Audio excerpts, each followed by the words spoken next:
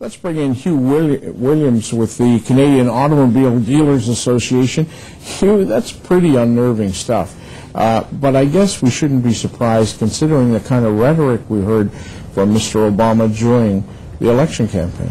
Well, I think the most important thing is that the policymakers on both sides of the border have to recognize that it is an integrated market. We're 20% of the North American production here in Canada, and today is good news for Canada, and it's good news for Canadian Main Street because the Canadian government is acting to protect that 20%. And if Canada had lagged behind the U.S., I think we would have had a real problem. So you think we've already got our foot in the door with the announcement that the Prime Minister made last week that we're going to be there, and the exact details will have to be sorted out when the Americans do theirs? Yeah, I think that actually the Prime Minister and the Minister of Industry deserve credit for being ahead of where the U.S. Congress was on this, and I think it made a contribution to moving things ahead in the States. I think that anytime you've got a 20% piece of the equation and we come to the table, it's critical that we showed leadership. So the timing of the Canadian announcement was pivotal.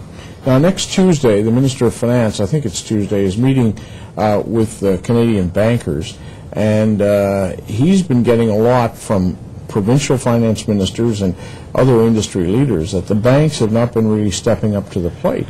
Have you noticed any improvement since we first talked about this a couple of weeks ago? Not a day goes by where we don't get a flood of phone calls and emails from car dealers talking about business financing and the lack of partnership from the Canadian banks. The Canadian banks, and we heard it from the Governor of the Bank of Canada, have really withdrawn from the marketplace. They are clearly hoarding cash, and we need the banks to step up in a real way to partner with small business. We do have proposals before the Minister of Finance that would inject financial liquidity into the marketplace. And as I've said before, Mike, the important thing is that the Canadian consumers know that they can get financed at a car dealership, which is the case today. But our concern, of course, is making sure that our businesses are able to be financed. Because if car dealers can't order cars, it doesn't make much sense because the factories, there's no point producing them.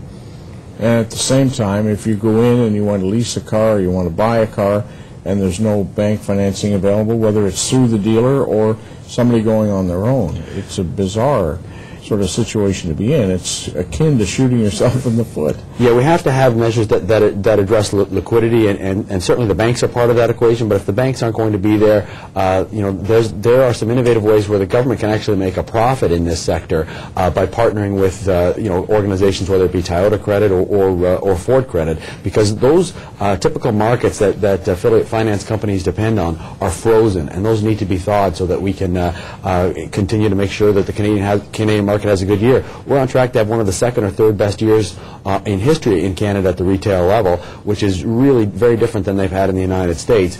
But we need to not push ourselves into recession by having the banks withdraw credit, which they are doing on a major basis with their dealers. When you talk about Toyota, one thinks about there are plants, the Japanese and the Koreans who are operating in North America, they don't seem to be in trouble. Their plants are going. They might have had trimmed back production a little bit, but they seem to be all right compared to the big three. Well, certainly on the credit side of the equation, all of the manufacturers, all brands have been affected, and we've been working with the coalition of all of the brands because the ordinary ways in which a Toyota Credit or a Honda Credit finance their business operations is through commercial paper, and those markets are completely frozen. And they're selling that commercial paper here in North America, not back in Japan or Korea. Exactly, and so they're in the same boat as the others on that score. That's right. Whatever their overhead issues might be about lower cost overhead to produce their cars because of a different non-union wage structure, when it comes to the financing, they're out there with the other fish trying to find a lender. That's right, and the real danger is that while you've got demand coming from Canadian consumers to be able to buy a car, we need to be able to make sure that they're able to get financed, and that's across the section of all 21 brands in Canada are experiencing that problem. And when we've been in to see finance, it's with a broad cross section, including Subaru, Toyota, Honda, GM, Ford, and that's the message, is that we have to find ways to thaw those credit markets. Well, as someone who spent a lifetime in this town, I got to tell you, the public servants, while they're great, they're not often the most innovative people. They always go back and say, what did we do last time, pull the file, and see what they should do in the future. we've never been here, at least in our lifetimes, in this kind of an economic state. How have you found the federal bureaucracy at industry, at finance, and so on, in terms of dealing with you? I think at finance in particular, we've seen a lot of innovative thinking and a lot of openness to try to find creative ways to draw attention to the to actually bringing problems to the table.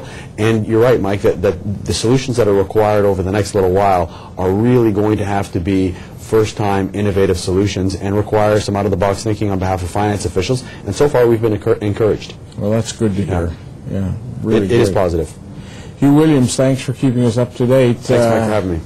I tell you, there's very few industries that have the reach into every community in the country as you do, and I appreciate your coming by.